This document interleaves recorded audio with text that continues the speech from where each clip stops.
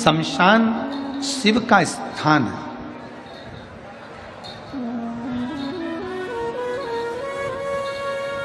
वहां जब किसी मुर्दे का अंतिम संस्कार होता है, जब किसी को अंतिम संस्कार किया जाता है, अग्नि में चिता पर उसको लेटाया जाता है, राख जो एकत्रित होती है, राख जो भस्म, जो राख एकत्रित होती है, वो भस्म, वो राख आखिरी में उसको उठाकर विसर्जन क्यों किया जाता है?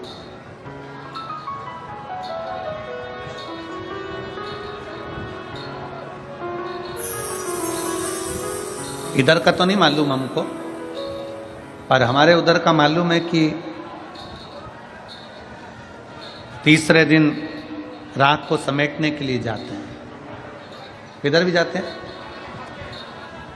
राख समेटने के लिए, खारी समेटने के लिए, अस्थियां संचय के लिए जाते हैं। किस लिए? क्यों? काहे के लिए?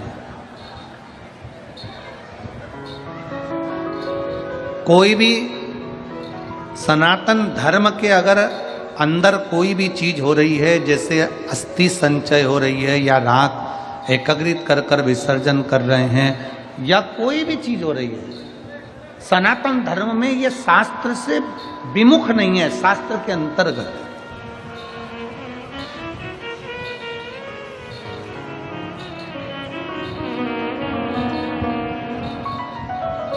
किस लिए?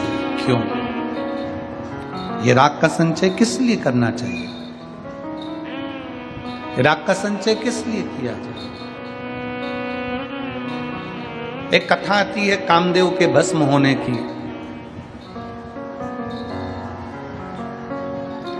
कामदेव के भस्म होने की कथा थी। कामदेव भस्म हो गए, शंकर भगवान के तीसरे नेत्र द्वारा, तृतीय नेत्र द्वारा कामदेव जलकर भस्म हो जाते।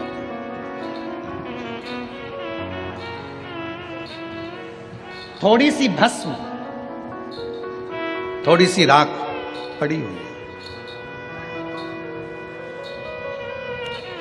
और थोड़ी सी भस्म, थोड़ी सी राख जब पड़ी हुई है, गणेश जी वहां से निकल कर जा रहे हैं। भगवान गणेश जब वहां से निकल कर जा रहे हैं, गणेश जी निकलते जाते जाते वहां थोड़ी देर रुक गए, और रुककर गणेश जी ने देखा कि बहुत सारी भस्म पड़ी हुई है, तो गणेश जी ने महाराज वहां उस भस्म को उठा लिया, और भस्म को उठाकर श्री गणेश जी महाराज ने उसी समय पर उस भस्म का पानी मिलाकर एक पुतला तैयार कर दिया। आवाज क्लियर करिए। भस्म का एक पुतला तैयार कर दिया।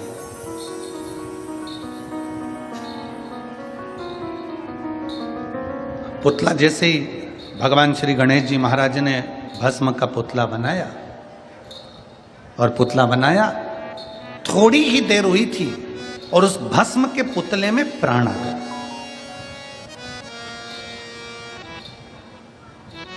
भस्म के पुतले में प्राण आए और पुतला चीखने लगा।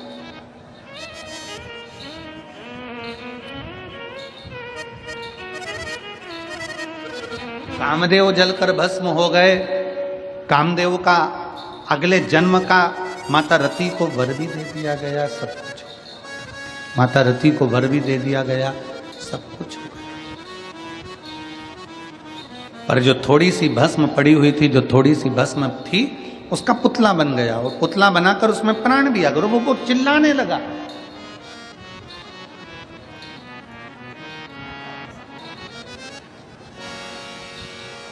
इतना चिल्लाया कि ब्रह्मा जी तक कानों में शब्द पहुंच गए।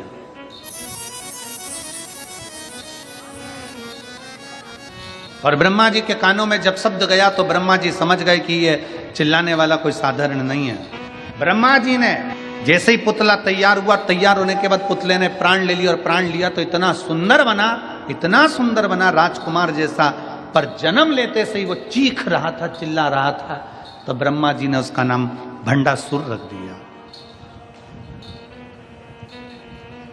कामदेव की भस्म का पुतला गणेश जी ने बनाया, राख लगे उस पुतले का, जन्म हुआ, एक बालक ने जन्म लिया एक राजकुमार के रूप में, और उसका नाम भंडासुर रख दिया। भंड भंड भंड भंड ब्रह्मा जी चिल्लाए तो उसका नाम भंडासुर।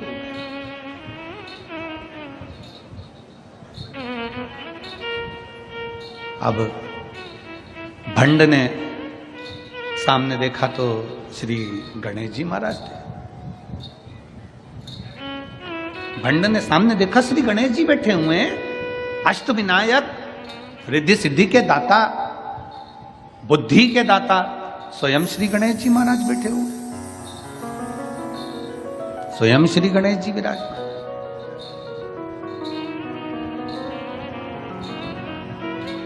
भंड ने हाथ जोड़कर, असुर प्रवृत्ति का है,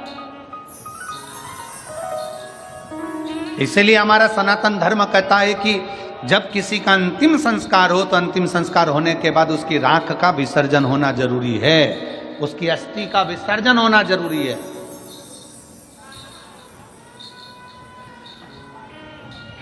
कौन असुर का क्या भाव वहां प्रकट हो जाए कोई नहीं कह सकते। कौन असुर का? भंडासुर पैदा हो गया, जन्म लिया। गणेश जी के हाथ जोड़कर बोला गणेश जी महाराज से, महाराज जी मैं आपके चरणों में पड़ा हूं, मेरा जन्म मैं नहीं जानता। गणेश जी ने कहा तुम इस भस्म से, इस राख से तुम्हारी उत्पत्ति हुई है, तुम्हारा नाम भंडासुर होगा, पर सुनो क्या चाहते हो मांगो। गणेश जी से वर मांगने के लिए भंड ने कहा दिया कि मुझे वर दीजिए कि मैं मरूं ना। गणेश जी ने कहा देख भाई, कोई भी वर देने की सामर्थ्यता मुझ में नहीं, वर देने की सामर्थ्यता मुझ में नहीं है। शिव महापुराण की कथा कहती है, घर में अगर कोई बुजुर्ग है तुम्हारे, घर में अगर कोई पिता है तुम्हारे, घर में तुम्हारी माता है, घर में तुम्हारे ताऊ हैं, घर में तुम्हारी ताई है, घर में तुम्हारे चाचा हैं, घर में तुम्हारी चाची हैं, घर में तुम्हारे काका हैं, काकी है, कोई घर में बुजुर्ग है, कोई घर में तुम्हारा सास ससुर बैठा है, घर में कोई बुजुर्ग बड़ा बैठा है, तो शिव महापुराण की कथा कहती है पूजन में, सत्कार में, आदर में सबसे पहले घर के बड़ों को आगे रखना चाहिए। सबसे पहले घर के बड़ों को आगे रखना चाहिए। और यहां तक शिव महापुराण की कथा कहती है, अगर मान लो 10 जजमान बने, 5 जजमान बने, 15 जजमान बने, 20 जजमान बने, तुम्हारे गांव की शिव पुराण की कथा में मान लो 8 बने, 10 बने, 15 बने, उसमें भी ये देखो कि बुजुर्ग कौन है, उस जजमान में बड़ा कौन है, उम्र में बड़ा कौन है, उसको आगे रखो। धन से नहीं, उसकी उम्र से आगे बढ़ाओ उसको। उम्र में बड़ा है ना, ये वृद्धावस्था में बड़ा है ना, इसको आगे।